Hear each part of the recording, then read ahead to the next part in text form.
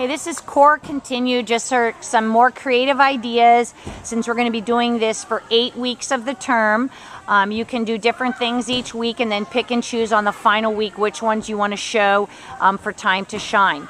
So start by putting 1 foot on the slider and 1 foot on the floor. It's always easier to use one slider than to use both.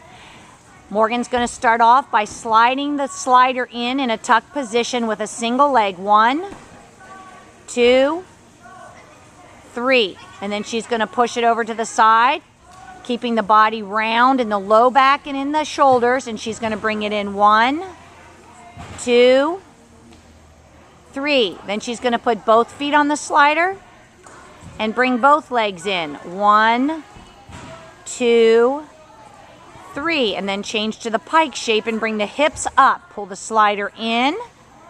Try to keep the shoulders over the bar. Very good. And this is all, again, strengthening the core. Front side and back side. Then you can go to 2 sliders. And with 2 sliders, again, remember it's going to be more challenging to balance. So the first thing I'm going to ever do is small straddles, just opening and closing her legs. Very good. And then I'm going to have her increase the straddle and try to bring them up to the sides of the bar. This can be done on a panel mat, on parallettes, or it can be done, of course, on the bar like she's doing here. Very good. All right, and then you can take both of them, and you can do the single legs, but it's very hard if you have 2 of them, so I would go ahead and do the double leg. Tuck in and shoot back. Tuck in and shoot back, and then you can go ahead and do the pikes. Bringing them in and push it back. All right. Then you can put an athlete between either 2 boards or between 2 panel mats. And this is teaching the shape of tightening the core.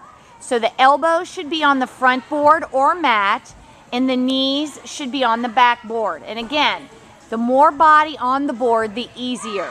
And it's more important to have the right shape than it is to have the boards or mats far apart. Then you want to teach them how to pulse so they know the wrong shape and then the right shape. Let the belly sink down almost to the floor and then push it back up. Then you have them lay on their side and put one hand on the floor for support. And this is for the obliques, and as you can see, also tightening the glutes. She lets the hips sink and then straightens the line. Hips and then straighten the line. Sink and push out and then hold on the back side.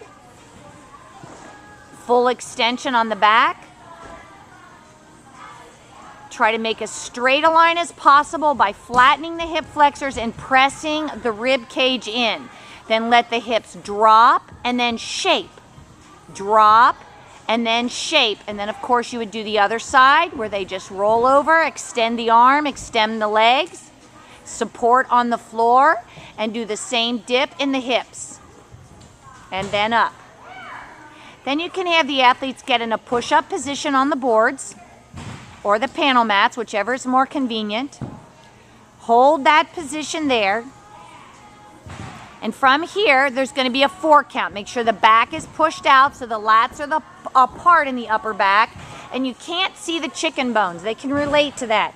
This is the chicken bones pushed up and apart, and this is making them stick out and arch in the upper back. Hide these chicken bones by pushing up. That's the correct shape in the upper back. Nice rounded hips, tight legs, and she's going to lift the arms first to a 4 count. 1, 2, 3, 4. Do that several times, trying to not move the hips while you're doing the arm swings. Then we're going to isolate the legs. 1, 2, 3, 4. Now we're going to do the whole body where the arms, same arm and leg, are going to lift forward. 1,